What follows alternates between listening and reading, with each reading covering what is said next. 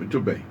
Apocalipse, capítulo de número 3, do versículo de número 14 ao versículo 22, nos diz a palavra do Senhor. E ao anjo da igreja que está em Laodiceia escreve: Isto diz o Amém, a testemunha fiel e verdadeira, o princípio da criação de Deus. Eu sei as tuas obras, que nem és frio nem quente. Tomara que foras frio ou quente. Assim, porque és morno e não és frio nem quente, vomitar-te-ei da minha boca. Como dizes, rico sou, e estou enriquecido, e de nada tenho falta. E não sabes que és um desgraçado, miserável, pobre, cego e nu. Aconselho-te que de mim compres ouro provado no fogo, para que te enriqueças, e vestes brancas, para que vistas, e não apareça a vergonha da tua nudez, e que unjas os olhos com colírio, para que vejas. Eu repreendo e castigo a todos quanto amo. Sê, pois, zeloso e arrepende-te. Eis que estou à porta e bato. Se alguém ouvir a minha voz e abrir a porta, entrarei em sua casa, e com ele cearei e ele comigo. Ao que vencer, lhe concederei que se assente comigo no meu trono, assim como eu venci e me assentei com meu Pai no seu trono. Quem tem ouvidos, ouça o que o Espírito diz às igrejas. Louvado seja o nome do Senhor Jesus. Bem, amados, bem, chegamos à abordagem da última das 7 igrejas situadas ali na Ásia, entre centenas de igrejas que haviam, como temos dito, no mundo de então, que tinha sido evangelizado pelos apóstolos, principalmente o apóstolo Paulo com suas viagens missionárias, não é? Lugares que hoje estão, vamos dizer assim, é forte o termo, mas é necessário dizer, em decadência espiritual. Lugares que foram evangelizados, impactados pela palavra do Senhor, mas que saíram da presença do Senhor. A fé foi minguada, se distanciaram da fé, não é?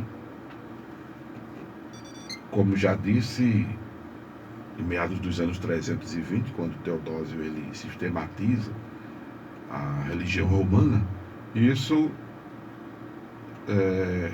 acaba se tornando uma coisa cosmológica, porque o Império Romano ele se torna muito grande, e aí isso também vai devastando a fé em todos os lugares, em todo o mundo, em todo o mundo e então, não é? Pois bem, a igreja de Laodiceia, que é exemplo das outras, como temos dito, era uma igreja real, era um grupo de irmãos que habitavam nesta cidade que ficava a cerca de 145 quilômetros a leste de Éfeso, 72 quilômetros a sudeste de Filadélfia, e que estava sob o governo romano, e tornou-se uma cidade rica. Porém, aliás, isso se refletia na igreja, no grupo de irmãos. Lembrando que igreja aqui se refere a coletividade. É um grupo de irmãos que professava até então a fé em Jesus. Tenho sempre feito questão de pontuar que igreja é diferente de denominação. E volto a lembrar que esse negócio de denominação surge nesse período de 320, com o surgimento da religião romana, e as igrejas protestantes com a reforma, e as igrejas evangélicas com o movimento evangelical. E tenho sempre também pontuado que a igreja está contida nas denominações, ou seja, a salvos, a convertidos, a nascidos de novo, que fazem parte de uma denominação. Porém, nem todos que fazem parte de uma denominação são igreja. Nem todos. Porque nem todos se sujeitam a Jesus. Nem todos procuram de fato agradar ao Senhor. Nem todos de fato nasceram de novo. Vamos partir da premissa nascer de novo. Que nascer de novo é mais do que se converter. Se converter é mudar. Se converter é mudança. Às vezes a pessoa deixa de fazer isso, de fazer aquilo outro, de praticar isso, de praticar aquilo outro, mas não nasceu de novo. Porque não se resolveu não resolveu alinhar sua vida, sua linguagem, suas atitudes, seus pensamentos, seus conceitos, seus valores com a palavra de Deus. Então, o novo nascimento é algo que vai mais além de uma conversão. Não é? E ser igreja implica em nascer de novo. Quando é que acontece o novo nascimento, pastor? Quando a pessoa resolve viver sua vida à luz do Evangelho de Jesus Cristo. Está escrito em Atos dos Apóstolos, deixa eu ver se eu lembro desta referência. Atos dos Apóstolos, capítulo, eu vou procurar no capítulo 3, se não for, é no 4. Atos dos Apóstolos,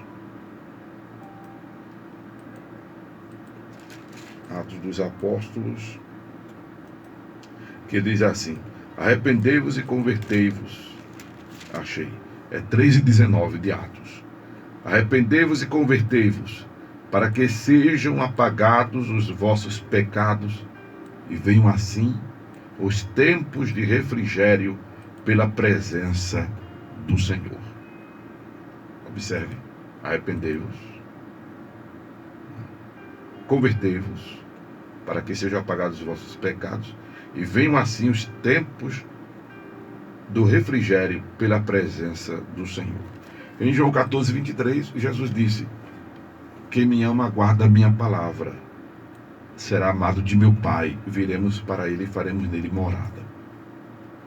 Então, quando a pessoa resolve guardar a palavra do Senhor, e guardar a palavra aqui não é colocá-la em um cofre, no móvel da casa, escondê-la, não. Guardar aqui é aplicá-la no coração, não é? No coração. E segundo a anatomia de Jesus, o coração está na cabeça, ou seja, aí já vem um Salmo primeiro, porque a Bíblia, a gente tem que entender a Bíblia a partir do conjunto de versículos. Jamais vamos conseguir entender a Bíblia do que ela quer dizer com um versículo isolado, com uma frase isolada, com um trecho, contexto, enfim, isolado. Temos que ver todo esse conjunto de versículos, que é o contexto, seja ele remoto ou posterior. Remoto porque vem antes daquele que a gente está meditando.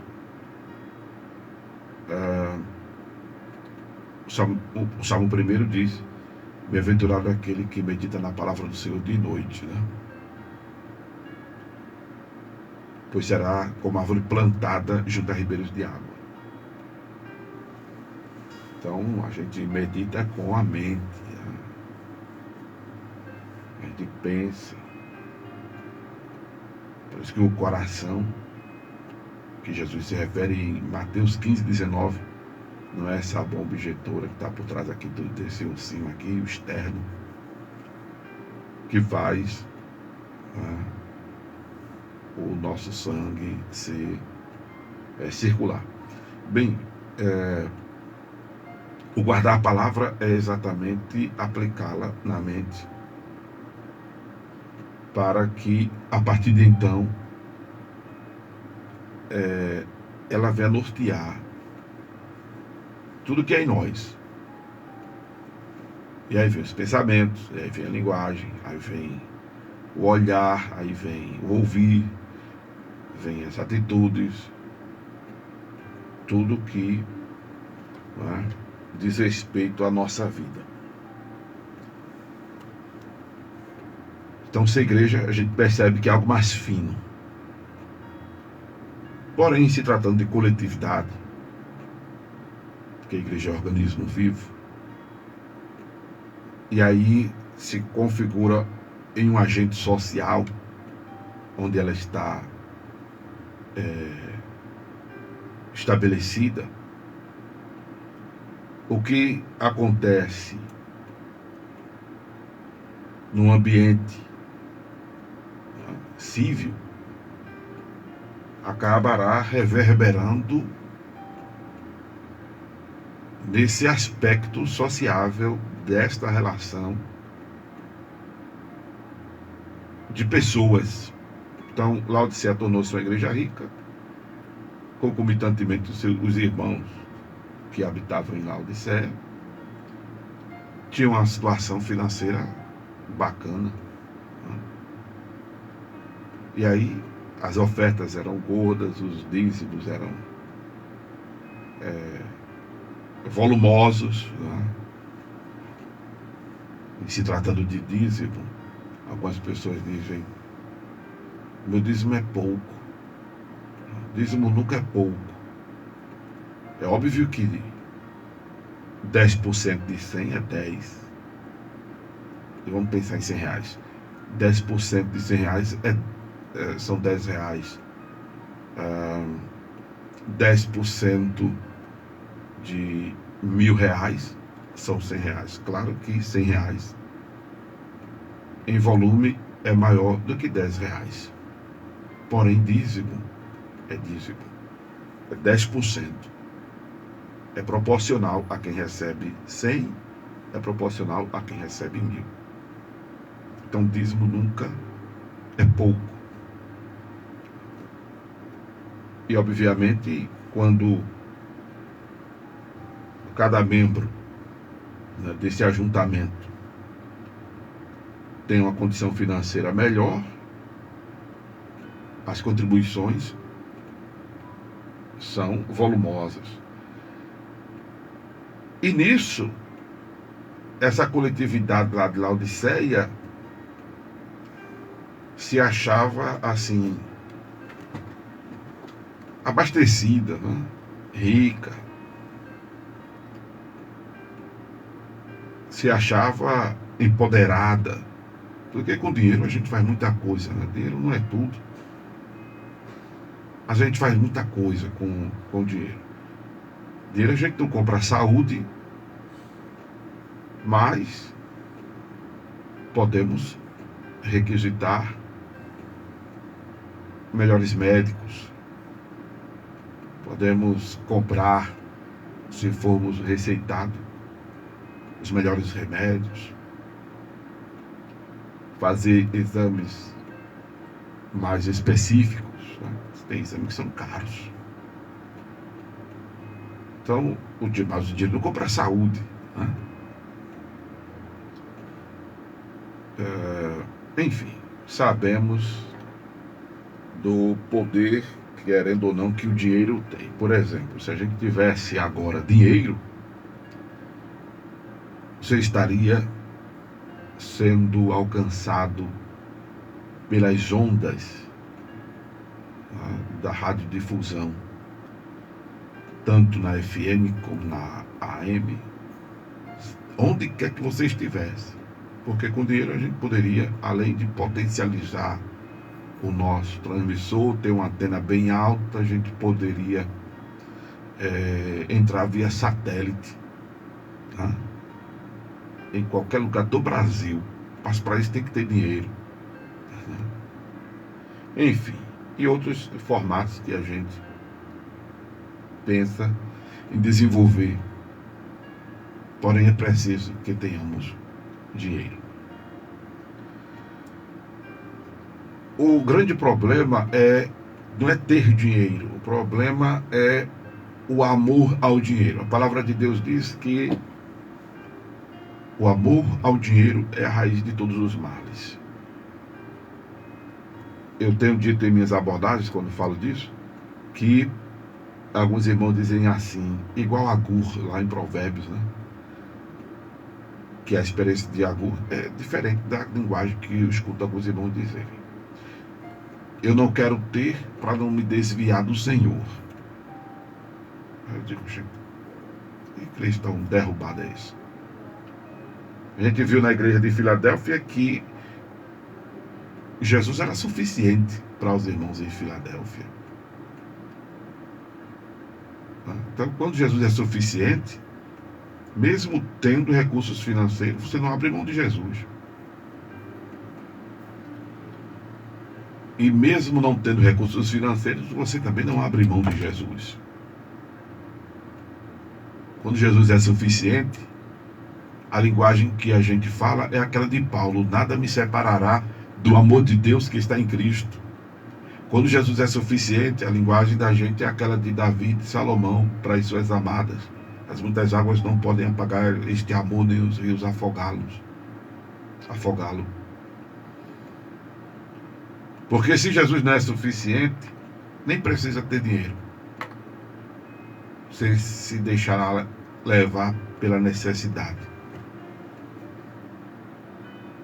Aí tem irmãos que dizem: eu não quero ter para não me desviar. Ora, o Senhor disse que quem for fiel no pouco será colocado sobre o muito. E ele não vê a pessoa ter muito sendo risco para deixá-lo. Porque senão ele não faria essa promessa. Então, se esse cristão, como alguns dizem, tem que estar na prova para estar na presença do Senhor, esse é um cristão fajuto, esse é um cristão derrubado, é um cristão que não entendeu nadinha sobre Evangelho, sobre Jesus. Queira ter, irmãos, para investir na obra, queira ter para ajudar pessoas, queira ter para minimizar o sofrimento de muita gente. Se você não precisa, se você não sabe administrar, é o departamento. Mas queira ter para investir no reino de Deus na terra. Porque na terra o reino de Deus precisa de investimento. Ah, pastor, mas eu conheço igrejas que são ricas e não fazem. Aí a gente não está tratando disso. Tem gente que até por causa disso gerou detrimento ao princípio bíblico do dizimar. Tem gente que deixou de dizimar porque onde congrega o pastor não investe na saúde, na educação dos seus membros, não investe no assistencialismo dos seus fiéis. Paciência, você vai, por causa disso, deixar de ser dizimista? Não. Porque do jeito que esse pastor, esse administrador vai dar conta a Deus, você vai dar conta a Deus também. Né? E se você for procurar, você vai achar pastores que fazem o devido uso daquilo que entra em sua administração de recursos financeiros. Eu tenho um desejo de conhecer um pastor lá em Fortaleza, uma igreja lá em Fortaleza, que pelo que eu acompanho de casa, é um pessoal que, por exemplo, investe, aplica bem aquilo que entra de dízimo e de oferta na congregação, no ministério. Não é? Então existe. Eu queria ter, por exemplo, para poder fazer mais com o projeto que temos, Igreja Mais Que Virtual. Em dezembro, pela misericórdia de Deus, nós conseguimos abençoar 34 famílias. Né? Mas aquilo foi pontual. Foi uma oferta que alguém mandou para que eu fizesse isso. Eu gostaria de fazer isso todo mês. Todos os meses gostaria de fazer isso. Pois bem, há muita coisa, né, para se falar de cada ponto aqui dessa igreja de Laodiceia. Mas, a exemplo das outras igrejas, dos outros grupos situados em suas referidas localidades, havia um problema na igreja de Laodiceia. Ela era uma igreja que cochilava em dois pensamentos. Era uma igreja que era dividida, né? Era uma igreja que era dividida. Eu estou me lembrando agora de uma palavra de Tiago, que ele diz... deixa eu ir lá em Tiago. Tiago, capítulo... eu vou achar.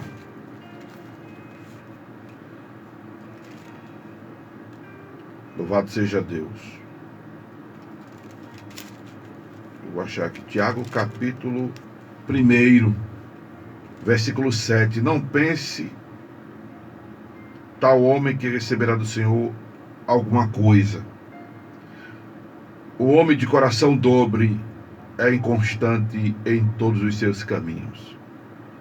Coração dobre é uma pessoa que está com o coração dividido. É uma pessoa que é inconstante.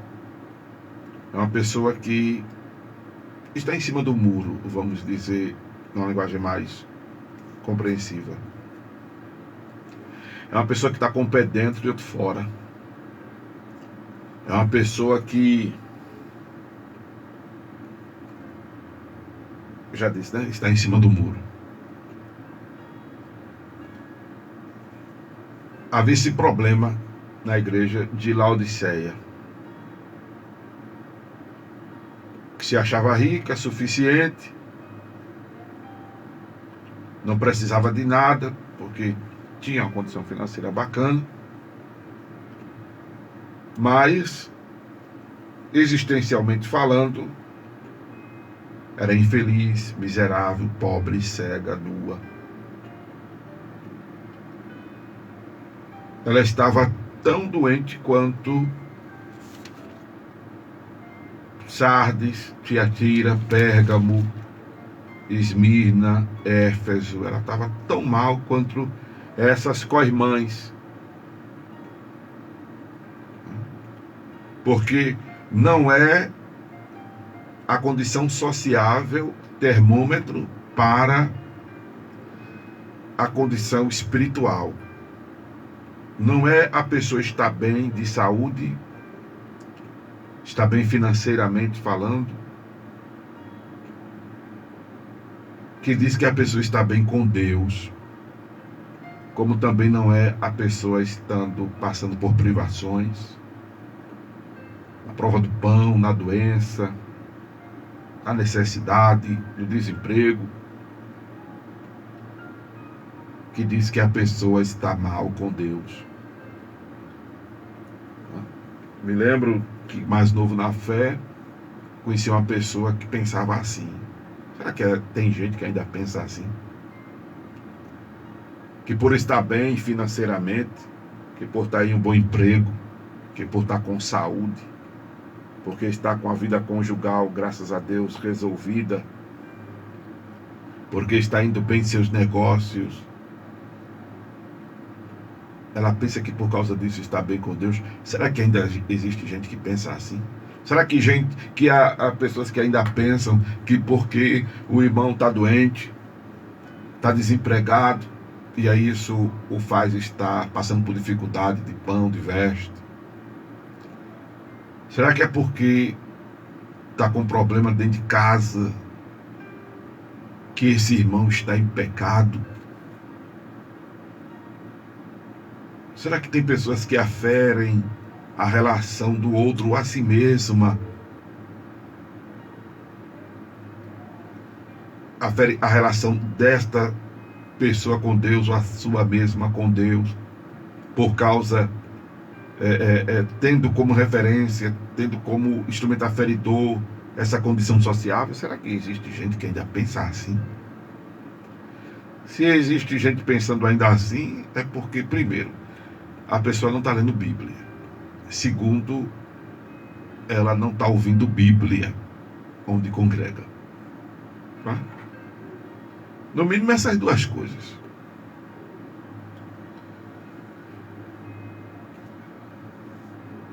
Nem todo mundo que está passando por dificuldade é necessariamente pecado. E outro detalhe que é importante frisar aqui: se ainda assim a gente julga que o irmão, que a mão de Deus pesando sobre o irmão por causa dessa situação adversa que está enfrentando, ora, a gente está pensando como juízo divino, né? Mas aqui mesmo, no texto que a gente lê, isso pode ser ao contrário, isso pode ser amor de Deus, porque o Senhor repreende e castiga a todos quanto Ele ama. Pode ser, tá, que esta pessoa esteja passando por isso por amor de Deus e não por juízo divino. E não exatamente porque agora, aí eu estou me lembrando de 1 Coríntios, e aí nós temos dois contextos. Nós temos dois contextos. Um pode ser evidência do amor de Deus, outro pode ser realmente também, né, associado a isso, uma repreensão do Senhor para que essa pessoa se corrija e ela não seja condenada com o mundo. Mas ainda assim é amor de Deus, né? Porque está escrito que, observe aí em Coríntios 11, verso 32, que quando somos julgados, somos repreendidos pelo Senhor para não sermos condenados com o mundo. Essa repreensão do Senhor pode ser em forma de doença, em forma de privação. Essa repreensão... Ora, quem sabe, irmão, como lidar com a pessoa é o Senhor. Quem sabe lidar com você, meu irmão, minha irmã, que está me assistindo e me ouvindo agora, é o Senhor. Só lhe garanto uma coisa: Ele não vai fazer nada para você morrer espiritualmente. Ele não vai fazer nada para você morrer na fé.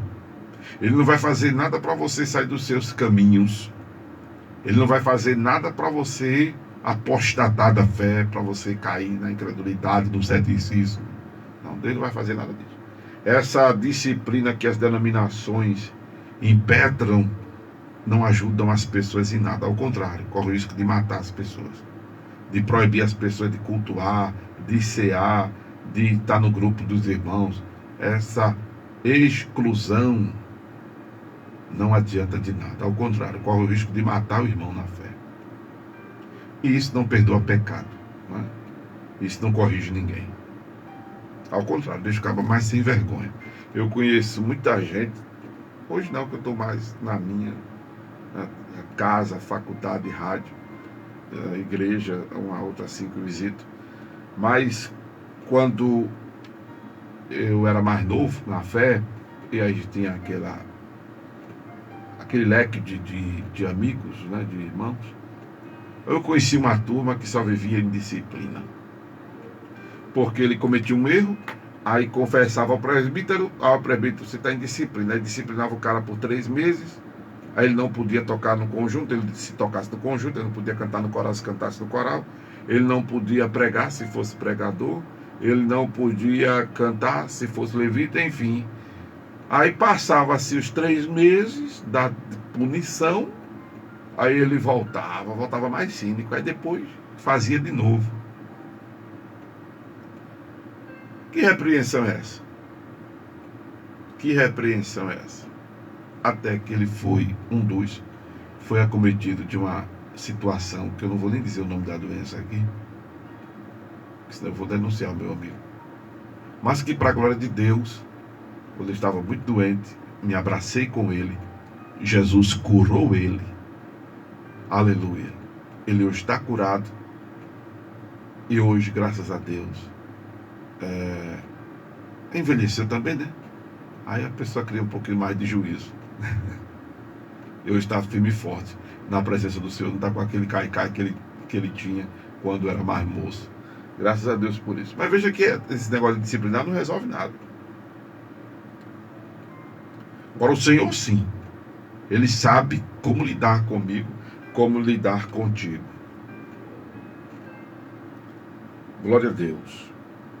O Senhor exigiu da igreja que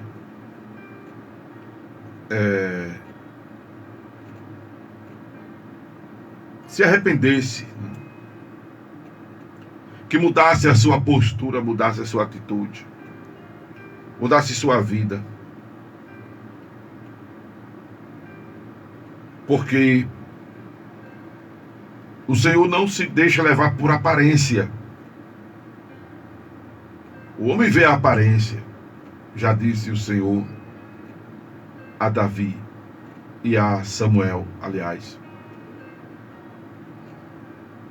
Mas o Senhor não vê a aparência do homem. O Senhor não olha para a aparência do homem, o Senhor olha para o interior. Amém? É o interior e o presente. Ainda ontem estava aconselhando a irmã que está perturbada com o passado dela. Meu irmão, o que importa é o teu presente. Como é que a irmã está com Jesus agora? Como é que está a tua relação com Jesus agora? Quem está em Cristo, nova criatura é, as coisas velhas passaram e tudo se fez novo. Paulo disse, esquecendo-me das coisas que para trás ficam, eu corro para o alvo, para o prêmio da soberana vocação. Como é que está o teu momento presente com o Senhor? Quem está em Cristo, nova criatura é. Nenhuma condenação há para quem está em Cristo Jesus. Você se arrependeu? O Senhor perdoou. Você se arrependeu? O Senhor perdoou. Você resolveu mudar? Glória a Deus. E agora? Vai lendo Bíblia, vai ouvindo Bíblia, vai adequando tuas atitudes, teu comportamento, teus conceitos, teus valores à luz do que diz a palavra de Deus. E com isso, aleluia, estarás comprando ouro provado no fogo, estás comprando vestes brancas, a tua vergonha estará sendo coberta, teus olhos estarão sendo ungidos. Amém? Esse contexto, eu repreendo e castigo a todos quanto amo, ser pois zeloso e arrepende-te, é semelhante àquele da ceia. Examine-se a si mesmo, observe suas falhas, seus erros, seus defeitos e se corrija. Precisamos fazer isso. Precisamos fazer isso.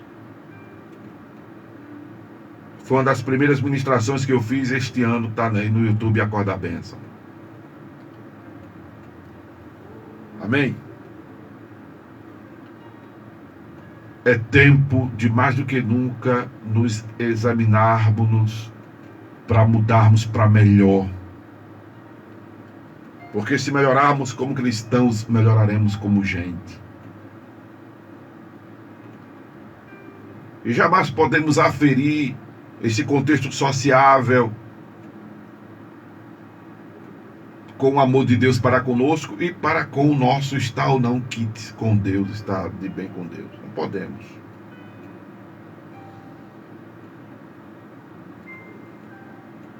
Havia uma resistência, pelo que tudo indica, na igreja de Laodiceia, por isso que o Senhor diz, estou à porta e bato, se alguém ouvir a minha voz, abri a porta, entrarei em sua casa e com ele cearei, ele comigo. Como é que o Senhor poderia estar fora?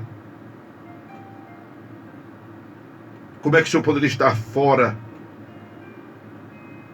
desses corações? Se ser igreja é o Senhor estar dentro.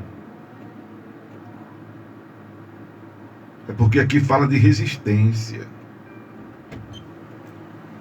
de impedância, de coração duro, de falta de quebrantamento. de falta de sensibilidade espiritual. Quantas pessoas que a gente vê assim, né? Porque criou-se um modelo de crente, né? Roupa de crente, cabelo de crente, jeito de crente, maquiagem de crente, dança de crente, que agora os crentes estão dançando só a misericórdia, né? Tem o carnaval dos crentes, tem o São João dos crentes, tem o frevo dos crentes, tem o samba dos crentes, tem até misericórdia, tem até a quadrilha dos crentes agora, né? Tem tudo, tá? Crente é... Não é? Não tem um povo aí que é traficante, diz que é crente, né? Crente por crente até o diabo diz Tiago. Mas há muita religiosidade, há muita gente se dizendo evangélica. O que está faltando? Está faltando ouvir Deus, porque estão sendo crente a seu bel prazer. O pessoal está procurando igreja, mais do que nunca, que lhes permita fazer o que querem. Hoje é assim. Então está prevalecendo muito aquilo que um colega disse a mim: pastor Amaro, cada um interpreta a Bíblia do seu jeito. O que eu repreendi, eu disse: ô irmão, o reino de Deus não é casa de mãe Joana, onde todo mundo manda. Desculpa aí, Joana. Estou dizendo que todo mundo manda na tua casa, não. Isso é um provérbio popular, né? Casa de mãe Joana, todo mundo manda. Reino de Deus não é assim, não. Eu entender a Bíblia do meu jeito e criar um movimento do meu jeito e outro do outro jeito, e cada... Aí tá virando palhaçada. Tá assim, tá uma bagunça. Eu tenho dito, eu volto a dizer, Paulo não tinha nada com quem aparecesse aqui, ali, acolá, dizendo: eu sou pastor, abrisse um ministério e tal. A preocupação de Paulo era: o que é que está sendo edificado sobre esse fundamento? Que é Cristo. Se é que Cristo ainda é o fundamento de algumas denominações. Que a gente mistura tudo, da igreja com denominação, mas é importante que nós façamos essa decantação. Igreja é uma coisa, denominação é outra. E surge cada denominação, uma mais estranha que a outra, e as pessoas estão procurando uma denominação que se adeque ao que elas querem. Não se fala mais de renúncia hoje. Não se fala mais do arrependei-vos e convertei-vos. Não se fala mais do negai-vos a vós mesmos, tomai a vossa cruz e sigai Jesus, seguindo Jesus no caso. Negue-se a si mesmo, tome sua cruz, conjugar assim. Negue-se a si mesmo, tome sua cruz e siga-me, seguindo Jesus. Não se prega mais isso. Se prega, vinde permanecer como estáis. Da igreja, aí, né, irmãos? De homos afetivos, tá tudo bem. Deus, tá tudo bem com Deus. Será que tá tudo bem com Deus, irmão? Você que é hétero, você que é homoafetivo, será que tá tudo bem com Deus? Será que tá tudo bem com Deus mesmo? Será que Deus aceita tudo que a gente tá falando por aí, dizendo por aí, pregando por aí? Ou a gente tem que se guiar pela palavra de Deus? Tá complicado. Tá complicado.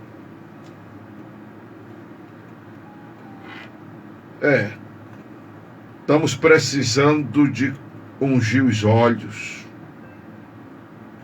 Precisando de ungir os olhos. Estamos precisando de abrir o coração, a mente, para o Senhor entrar. Não é filosofia humana. Não são dogmas humanos. Não são teorias psicológicas. É o Senhor. É a voz do Senhor. E a voz do Senhor não pode ser diferente do que está escrito. Não pode ser diferente do que está escrito na palavra de Deus. Porque se outro evangelho nos for pregado, além do que já nos foi pregado por Jesus e pelos apóstolos, Paulo disse: é anátema, é maldito, é maldito. Bem, para terminar, por causa do nosso tempo aqui, ao que vencer, considerei que se assente comigo no meu trono, e assim como eu venci, me assentei com meu Pai no seu trono. Ou seja, quem procurar alinhar-se ao Senhor. Amém, amados? Herdará a salvação. Quem tem ouvidos, ouça o que o Espírito diz às igrejas. Se esta palavra não mexeu com você, não lhe impactou, não causou nada, nenhum efeito, o que você ouviu foi a voz de Amaro Correia, o pastor que vos fala. Se essa palavra trouxe para você consolo, muito não, né? Se bem que trouxe também lá no comecinho. Eu percebo que trouxe consolo. Ele edificou, ele exortou, isso aí eu não tenho dúvida. Teve esse teu profético. Aí o que você ouviu foi a voz de Deus, a voz do divino.